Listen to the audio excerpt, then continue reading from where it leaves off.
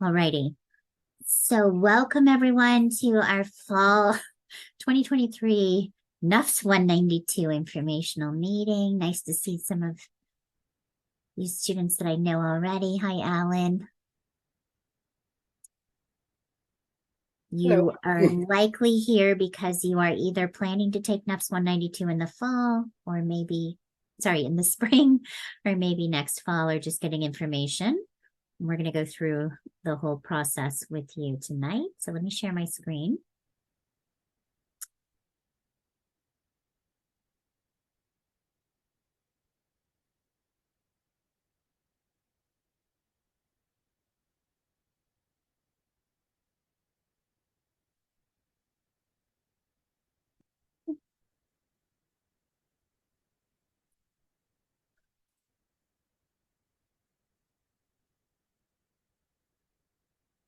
There we go.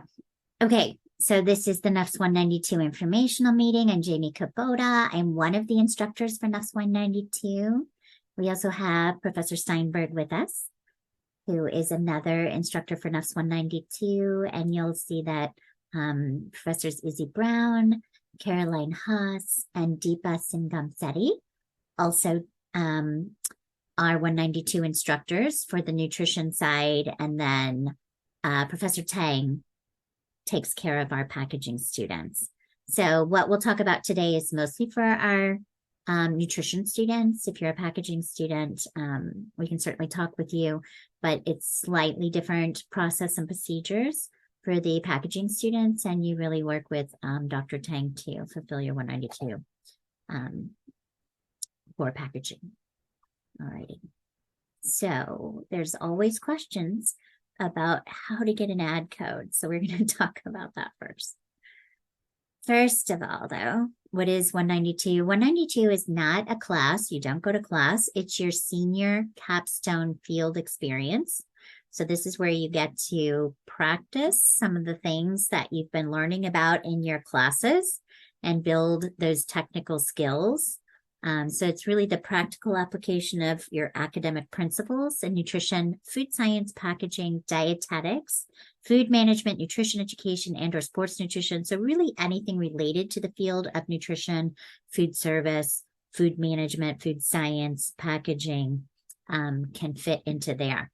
It's an opportunity for students to build skills. So to practice what you're learning. So that's one thing. It's also an opportunity for students to explore. So maybe you think that you're interested in a particular aspect of the field, but you're not sure. So it's an opportunity for you to maybe explore an avenue of the field. So it's a great opportunity for that.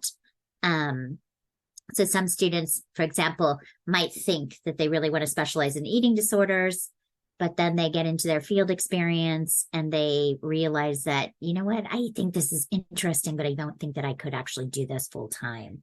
So it gives you that opportunity to kind of get your foot in the door, but maybe see what it is that you do like and don't like. So there's that as well.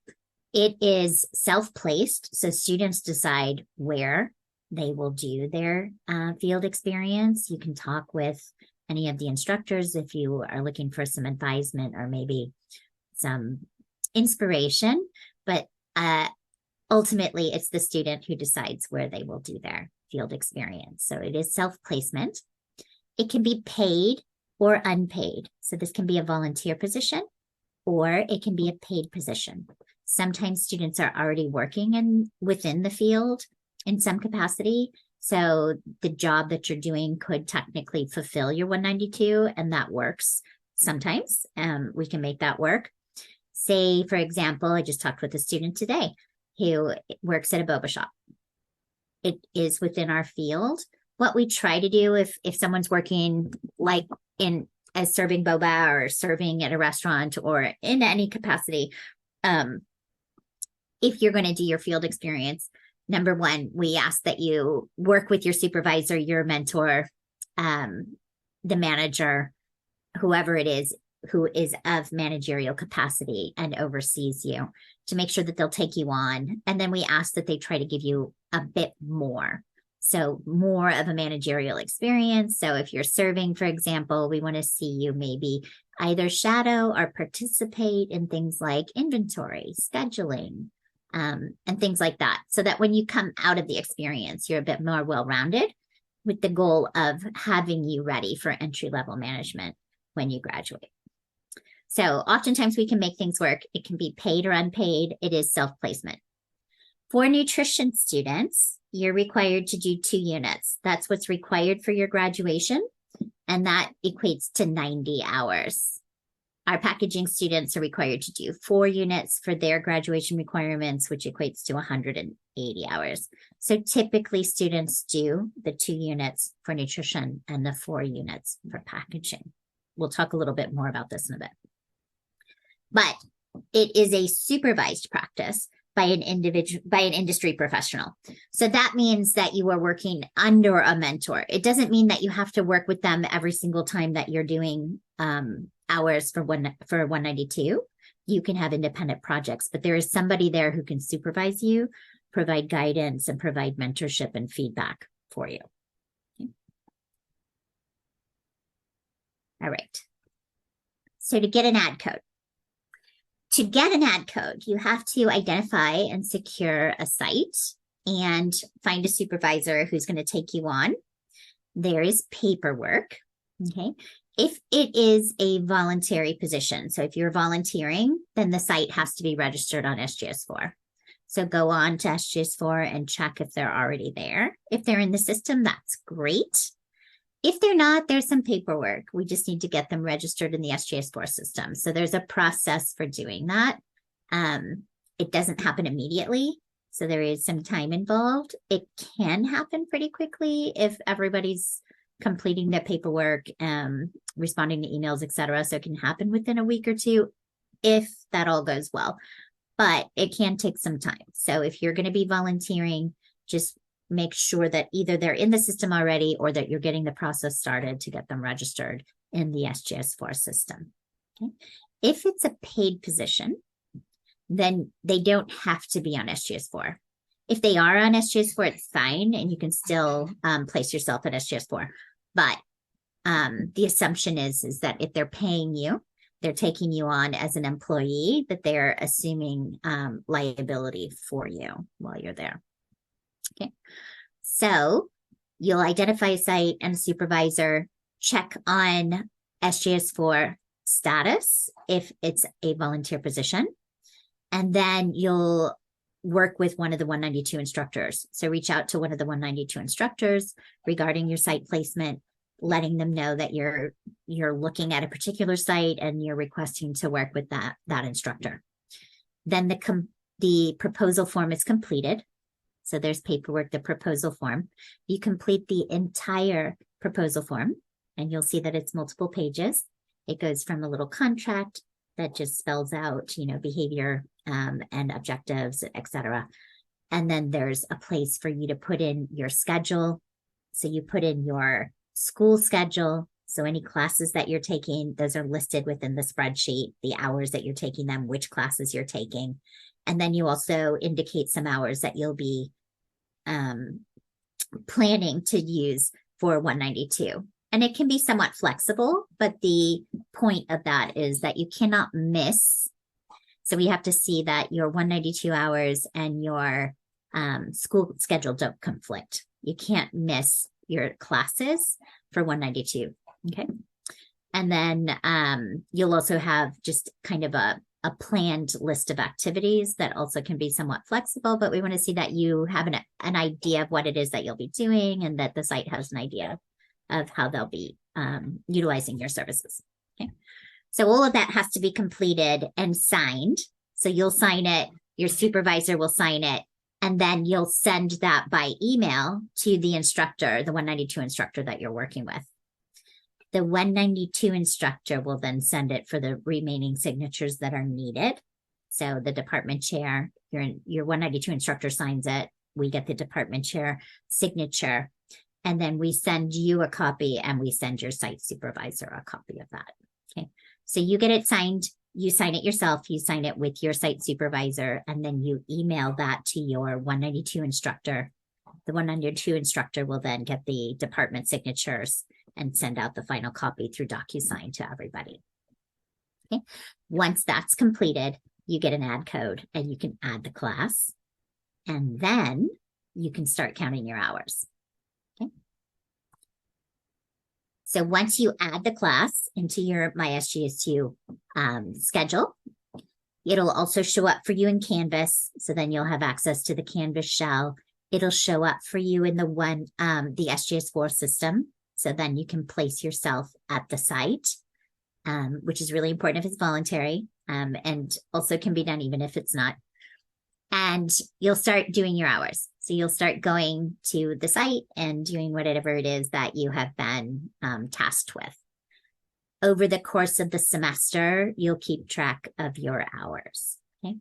So you'll have access to Canvas. You can upload your proposal there, and all the remaining paperwork you'll find there as well. So you'll start logging your hours, logging as you go, keeping track of your hours. And there's a form for that. So we have a form on Canvas, which you can download and use, or you can keep a spreadsheet on your own. What we want you to do is to keep track of what you've been doing. So it's a good idea to do it on a regular basis. Daily is great. So at the end of the day, when you get home, just go into your spreadsheet and indicate the hours that you've worked and maybe a sentence or two about what you did. At the very least, on a weekly basis, you really want to be keeping track of your hours so that it's not the end of the semester and you think, oh my gosh, I didn't really keep track. I'm not sure. I don't really remember. And I feel like I'm short. Okay, so that's the issue. That's one issue. But number two, keeping track of what you're doing, because you will be writing up, right up at the end of the field experience or reflection. So it's good to have that. It's helpful when you're writing up your reflection. And number two, we have to have that at the end of the semester. We need to have a record indicating that you've completed the hours. Okay, so you'll keep that record of hours as you go along. You'll check in with your NUFS 192 instructor, and that can be a quick check-in, a brief email, or stop by when you're on campus and just say hello, let people know, or let your instructor know how things are going. Okay, so we really want to hear from you. We also really want to hear from you if there's any problems, right? That's why we're there. We're there to kind of help you through the process, but we're also there if there's anything that comes up. Say you get into a situation where you're just uncomfortable. You don't really know how to handle something. Maybe there was an awkward email that arrived or a situation at work that was just difficult to handle. We want to hear about that. Okay, so your 192 instructor can then help you handle the situation. We certainly want to hear about it sooner than later so that we can help address it before it turns into a bigger problem. Okay.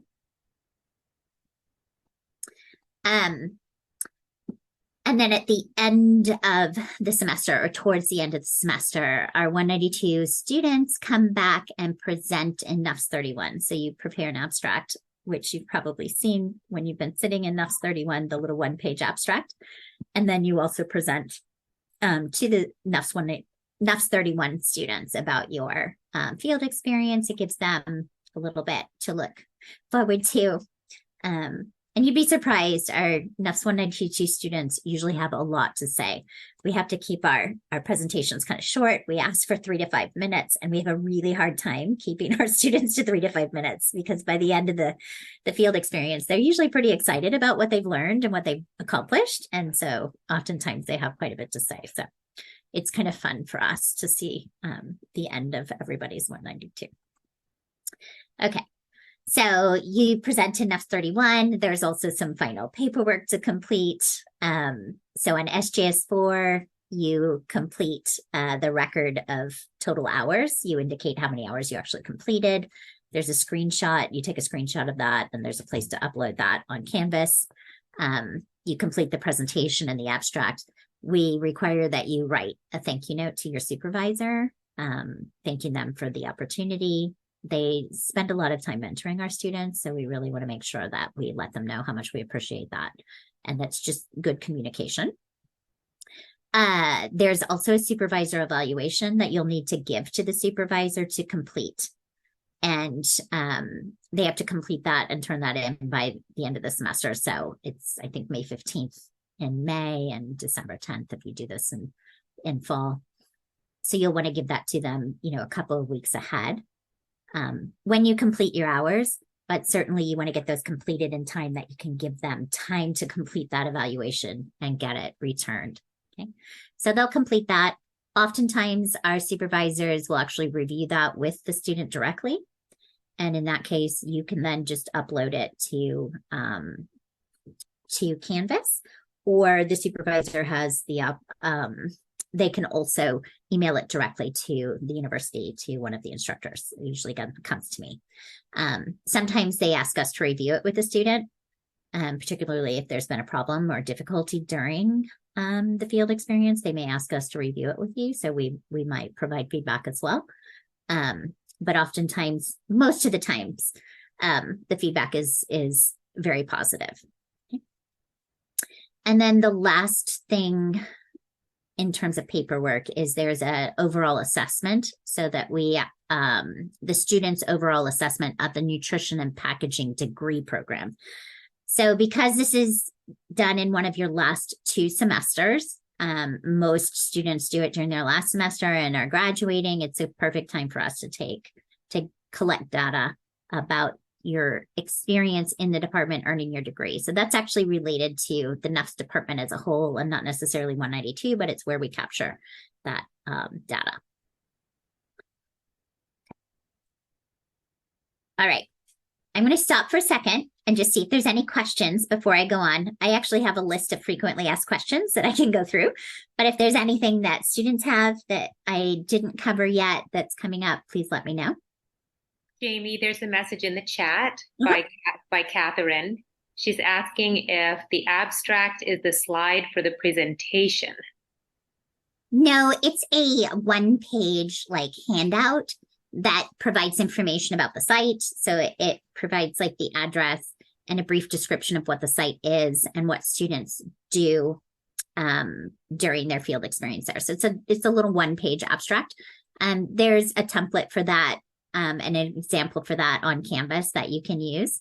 In the past, all of our presentations were in person, and so we asked students actually to print those out and bring 25 or 30 copies to give out to the NUFS with 31 students when they came to present. But now those presentations are mostly on Zoom. The class 31 meets in person, so students can go and present in person, but most of our students do present by Zoom. So we just provide those to Professor Singamsetti, who teaches NUFS 31, and she gets those to the students. And let me just pipe in really quick, Catherine, those abstracts are really helpful for students who are taking NUFS 31, because oftentimes within a year or 2, they're going to be looking for those experiences. So I always tell NUFS 31 students to, grab those abstracts, because I post them on Canvas, grab those before the end of the semester so that you can sort of have some leads to find organizations that you really liked hearing about, and maybe you could see yourself being there too. Which leads me to my next question. If there's no more questions from students, I'll kind of go through some frequently asked questions that maybe will answer anything else that you might be thinking but not asking yet. So number 1, how do you find a site? How do I make contact? We actually have lists, and so we'll provide you those after this meeting. We'll provide you with the proposal and the green sheet and the lists of sites that our students have been placed at previously.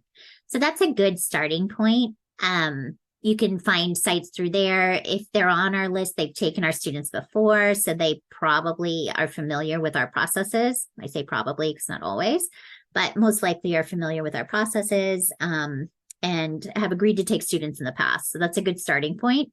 You can reach out. The contact information for those sites are there. So the person who has been hosting or precepting or mentoring, with their contact information, email, and phone number. The best thing to do is to send an email and use that email kind of like a cover letter introducing yourself, right? So you want to be professional in your communication. You're going to introduce yourself, explain that you're looking to fulfill your SJSU nutrition department field experience, senior capstone field experience, that you're required to do 90 hours and you're hoping or interested in working with them. Let them know that you're interested in working with them and maybe a little bit about why you might be a good fit for them. Okay. Just because they're on our list doesn't mean they have to take students at this time. They might be busy. They might already have a student intern or, for whatever reason. So just know that they don't have to. So you want to sell yourself. Okay. So use that kind of like a cover letter, your email. Do know that sometimes people are busy. So if they don't respond right away, it doesn't mean no. You might need to circle back. So you might need to circle back and say, I sent an email last week. I know you may be really busy, but I just wanted to circle back and see if this opportunity might work, right? So do reach out again. If they don't reach out, if they don't respond after 2 times, then, you might need to start looking some other places, and you should have backup plans anyway. Don't count on just one particular place.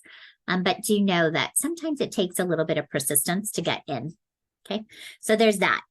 The other thing is that, like any other industry, there's some turnover. So sometimes the contact that we've been working with leaves and is no longer there. Right. So if you reach out and they say, oh, that person isn't here anymore, say, oh, okay, well, I know that, your site has taken 192 students in the past. Can you tell me who took over that position so that I could reach out to them and see if they'd be interested in having a field experience student work with them. Okay. So be persistent, but professional. And do know that you may have to do a little investigation to get to the right person to get your foot in the door. So yes, there is a list of sites. If your person isn't there or the person listed isn't there, do try to figure out who has replaced that person and reach out and see if you can coordinate with the new person. Let us know so that we can try to update our list as well. Okay, that's super helpful.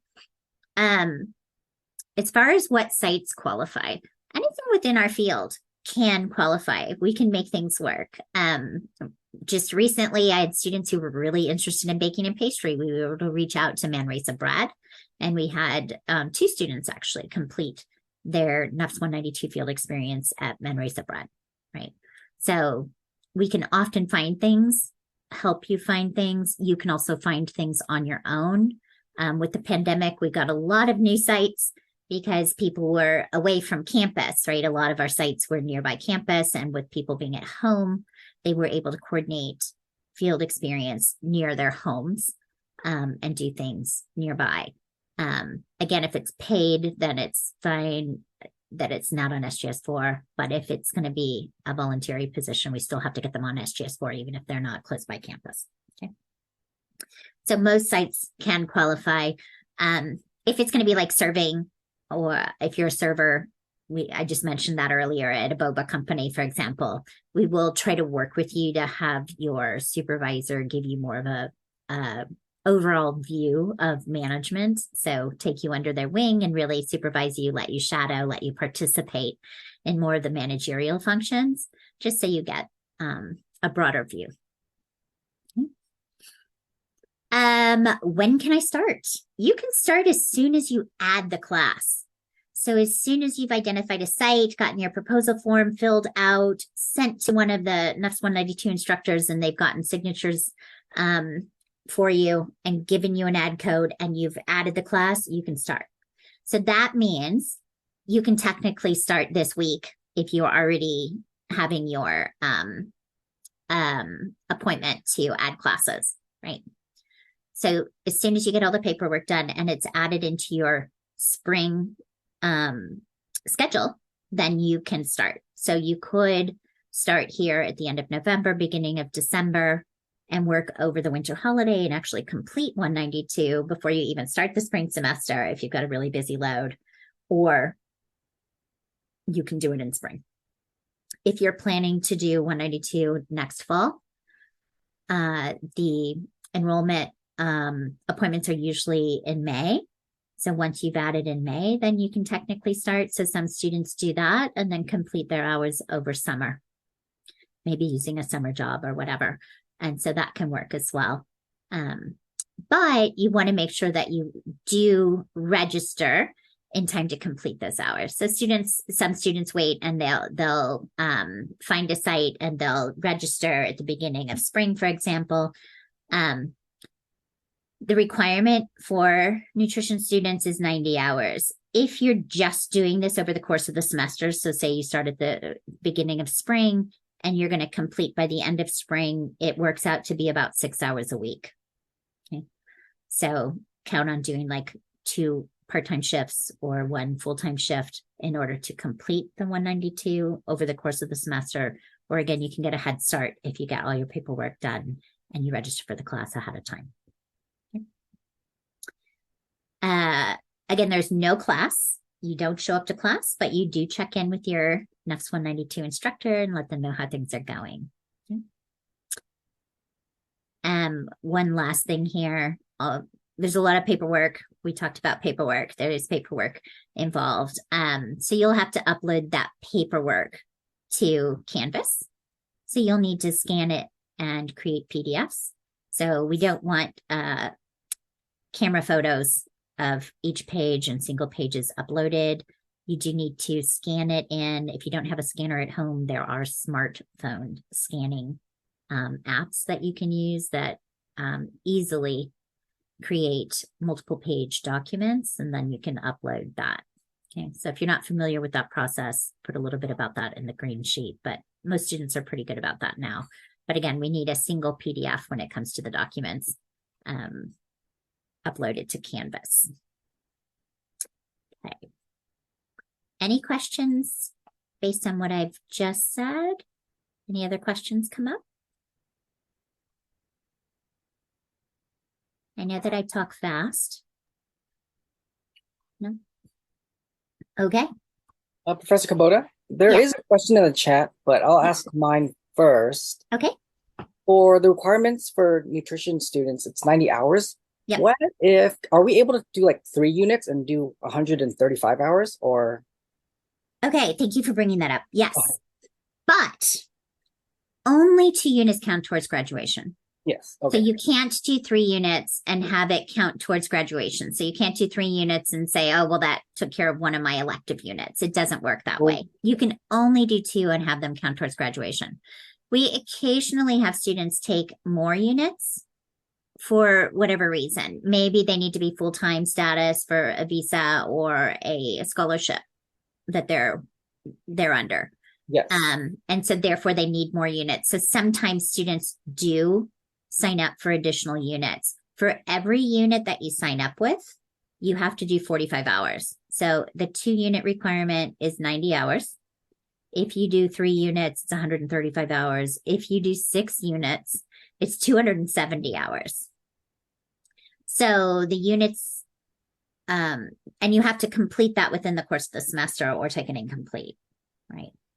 So usually students do the 2 units unless for some reason it's needed, like I said, for a visa or scholarship or something that they have to be at full-time status and therefore, and they're working anyway, they're going to be doing the hours right there. If they're working a part-time 30-hour-a-week job and they'll easily get to the hours, then occasionally we have students do that.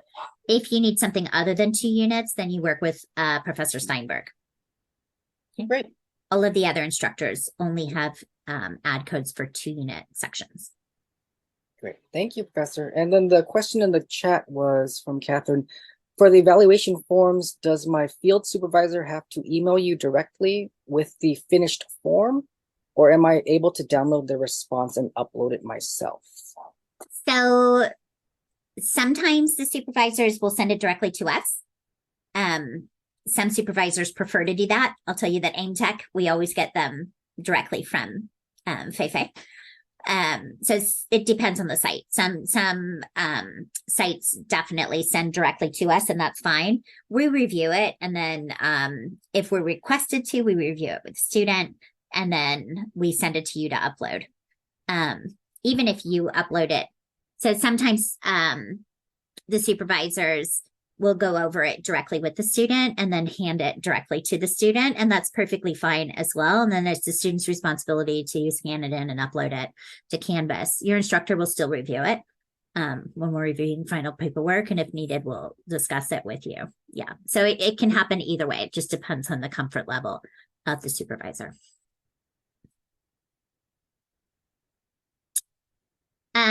Something else that came up that came up in my thoughts. Sorry, just want to bring this up.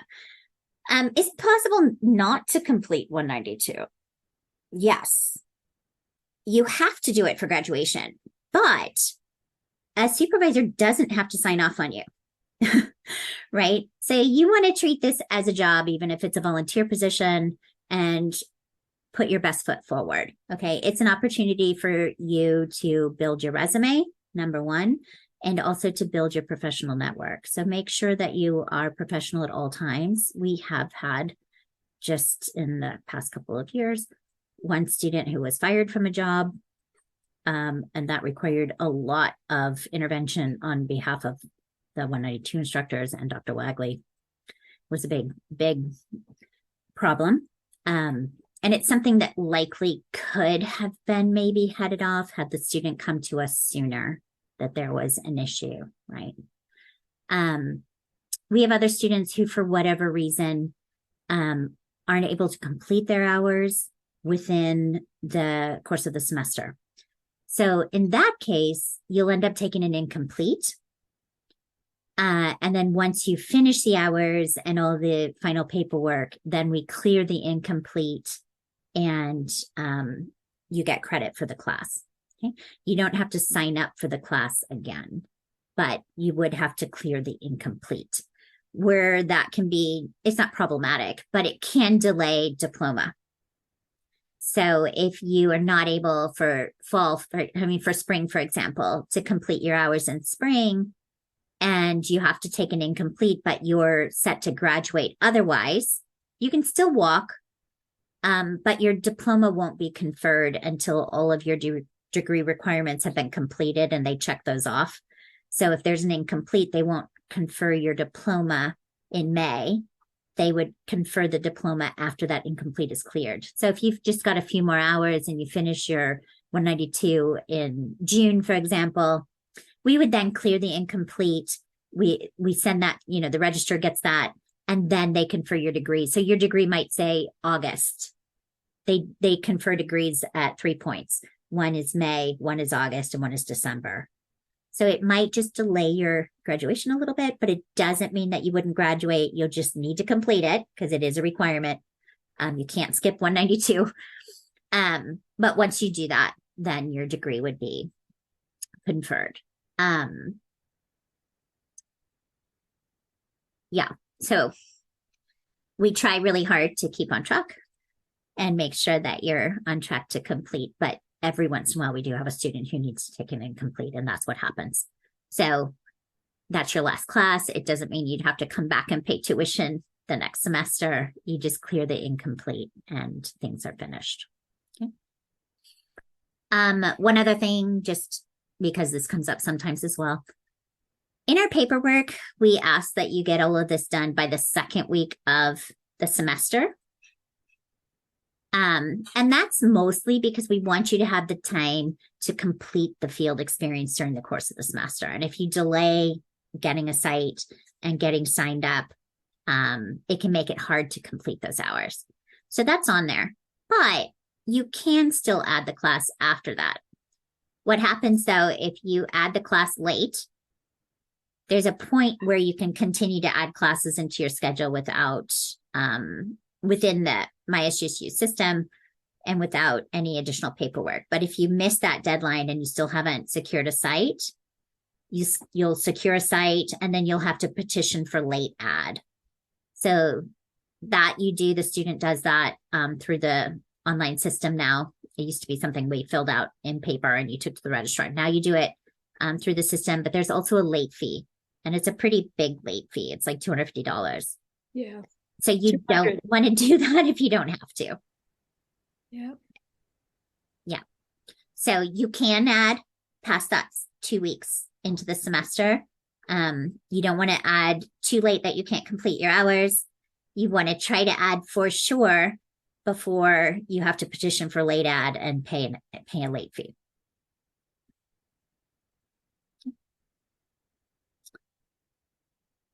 Any other questions? So would you apply for the job and get the job before even starting any paperwork?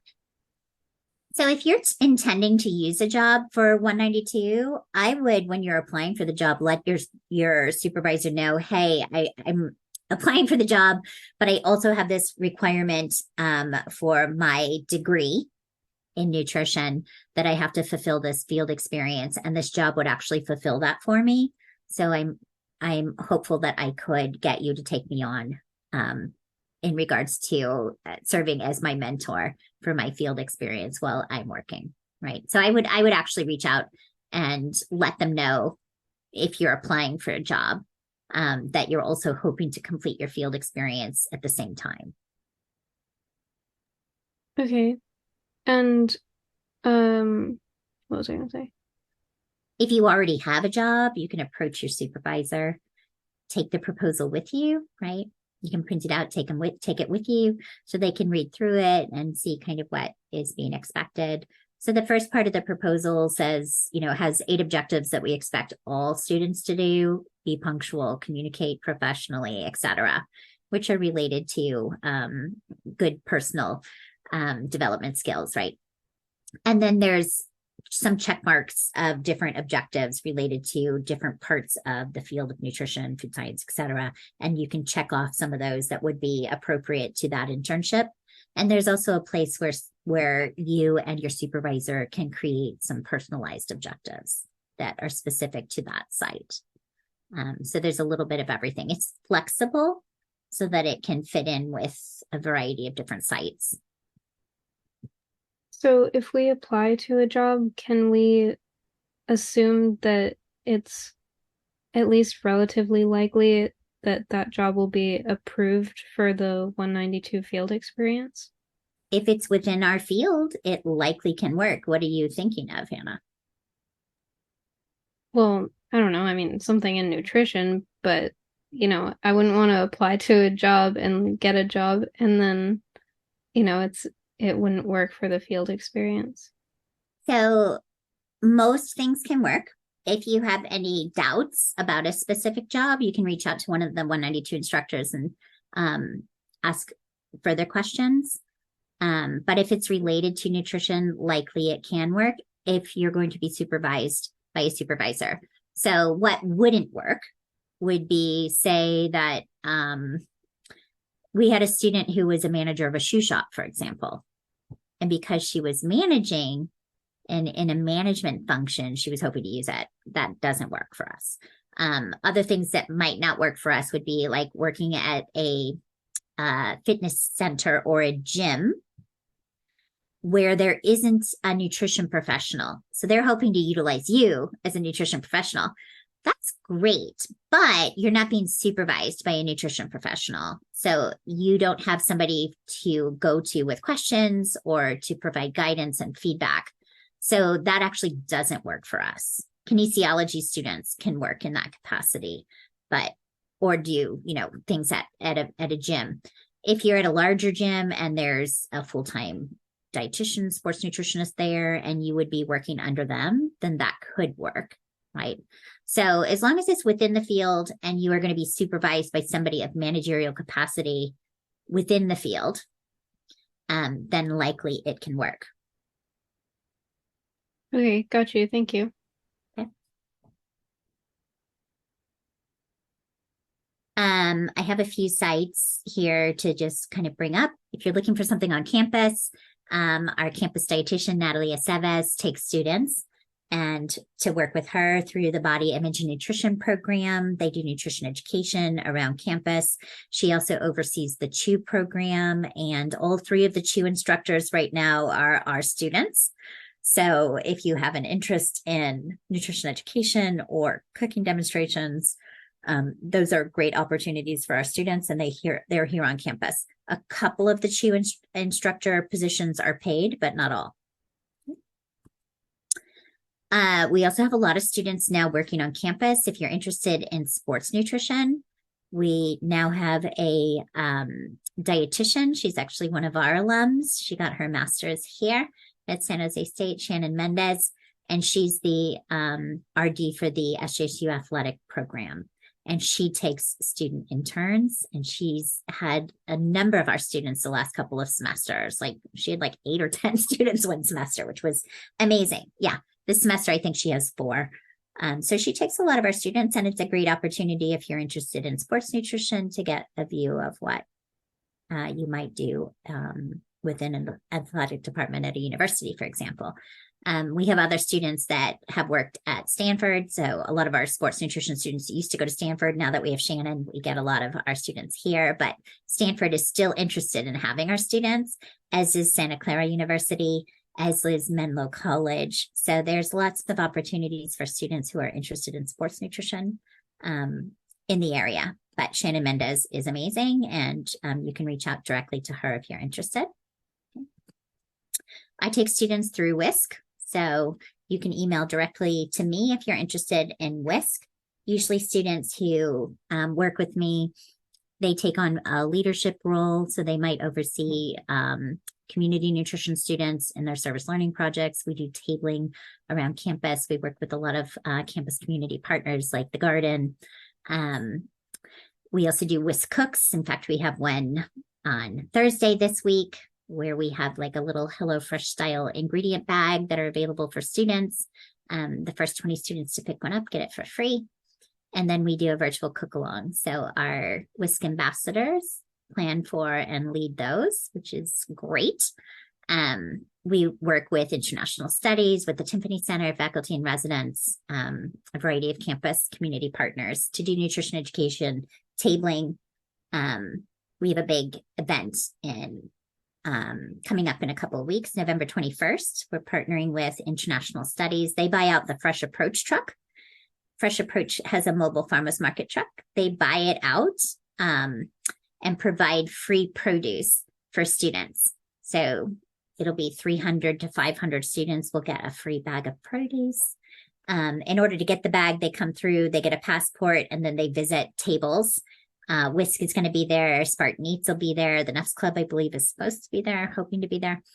And we're sampling recipes, providing nutrition education about how to best store produce. We have a little on the WISC tabling. We're going to have a make your own vinaigrette station so students can learn how to make a salad dressing. And then they get to go pick out their produce and take it home and work with it. So we do those kinds of things all over campus, and I'm interested in having WISC ambassadors. Other sites that are actively looking for interns have reached out to us recently. Diets and Life, they look for interns every semester, and that's an amazing program. Purvi Shah is also an alum of San Jose State, but she was here a while ago. Then she was a clinical dietitian for years, and now she has a company. They do after school and summer cooking camps and classes for kids in elementary schools for the most part. So she has paid positions for students to help her with those classes and camps. Saratoga Retirement Center, they have diet aid positions usually open, and they work with our students both as dietetic interns, and they also take 192 students. And we often have students working there in their diet office and kitchens. The South Indian Health Center in Mountain View, Stanford Athletics, Menlo College Athletics, for example. Professor Singham Sethi brought us gray bears who are in Santa Cruz. I don't know if she wants to come on and talk about gray bears. Sure. Yes, if anyone is living down here or is just interested in gray bears specifically, contact me. Perhaps I can be your NUFS 192 instructor if you're interested in gray bears. They are open to working with students who may need to do remote work for them for some of their experience. So it doesn't necessarily have to be all in person. Some of it could be remote. So that might help some of you. So let me know. And they provide food and meals. They provide a bag of healthy groceries, mostly vegetables, sometimes grains, sometimes beans, things like that. And they actually deliver them to hundreds and hundreds of vulnerable seniors in the community. And so they have a lot of, and then they have other activities that they do at the Gray Bear site, actually assembly of the groceries that takes place there, as well as education classes, etc. So they can definitely use student help. Yeah. That's awesome. Yeah. Other options are school districts. If you have any interest in school food nutrition, this could be a really good option for you. So you can certainly reach out to the school district where you are, so it's convenient for you. There's a number in our area that have taken our students. Senior nutrition student programs are always looking for nutrition students to do nutrition education and also help with the distribution of food. You can volunteer in a hospital or take a paid position in a hospital. For our dietetic students, that can be super helpful in getting the required clinical hours that you need for the internal DI. So a lot of our students who are dietetic will work in a clinical setting that way. Same thing with assisted living facilities and skilled rehab. Those can count towards your clinical hours for the DI. NTE, Nutrition Therapy Essentials as well. They take a lot of our students as dietetic interns and also 192 students. I already mentioned Diets in Life. Martha's Kitchen and Meals on Wheels are kind of more local. We also had somebody working at Meals on Wheels in Monterey, I believe. So any of the Meals on Wheels sites are usually looking for volunteers, and it can be a great opportunity for our students. If you're interested in food science, AIMTech, it's a lab. So you do a lot of bench lab work, but a lot of our students who are interested in food science do their NUFS 192 field experience with AIMTech, and then many of them go on to working there. So that's a great opportunity specifically for food science. If you're interested in eating disorders, the Centers for Discovery and Shiloh House are eating discovery centers, and we had a new one come up. They reached out to us, Sunel Hills and Mid-Peninsula Eating Disorder Clinic reached out to us recently looking for students. So there's opportunities there. Eat to Perform is a private practice nutrition. And there's also Wellness Within is a new one that just reached out to us as well as a private practice in San Ramon. So there's some private practice. If that's something that's interesting to you, you might consider that. Fresh Approach they have the mobile farmers markets that run different routes throughout the Bay Area, but they also have a nutrition education arm and a nutrition research arm as well. They've been doing some of the nutrition prescription programs, Diet RX programs. So that's a great opportunity. We've got 2 students there this semester. Food banks. So Alameda Food Bank and Second Harvest Food Bank. Second Harvest does require from NUFS 182 that you serve as a health ambassador. So you can't just go and fill bags. You do have to serve as a health ambassador in order to do your NUFS 182 with them. Conscious Kitchens is a relatively new one to our list, but they reached out to us. It's a nonprofit, I believe, in the East Bay, and they're working on improving school lunch quality. So that can be interesting. I mentioned Snell Hills and Wellness Within private practice. So those are some on our list, but again, we'll email you the lists that we have. You can go from our lists. You can look on SJS4. So those are good starting points. You can also, oftentimes, if you're working somewhere, it's possible as long as it's within the field and you have appropriate supervision, that we might be able to make that work as well. It's not intended to be a burden on you, but it is intended to help you to really get that boost to your resume before you graduate and help you hopefully to build your professional network as well, and those skills that'll help you be more successful when you do graduate and enter into the real world. All right, I think that's the end of my slides. Happy to take more questions if there's any other questions. I'm going to stop the share. Hi, I have a question. Mhm. Can you hear me? Okay, just making sure my headphones are working. So if a student needs to complete their dietetic internship hours and field 192, would you say it would be good to go in looking for the internship hours and then ask also to see if 192 can be used there, or would you show up front saying I need kind of both of these things? I need to. So you don't need to give them too much information. As a if you're a dietetic student, you know that you need to get some clinical hours. Do know that you can double dip your 192 in those clinical hours. So as long as if you need the hours and you don't have them yet, then I would suggest that maybe you look for something in a clinical setting so that you can double dip. Okay. Right. Yeah. But they don't need to know that. Yeah. Okay. Thank you.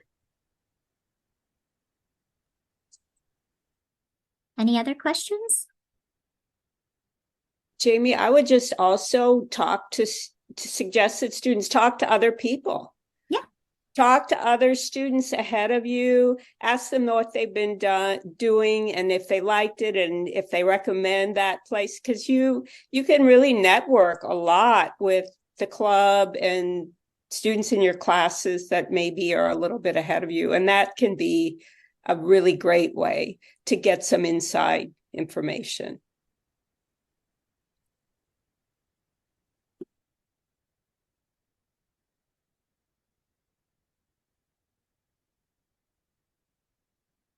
Okay. No other questions? I'm going to stop the recording. That way people who come on, they don't have to sit through us sitting here.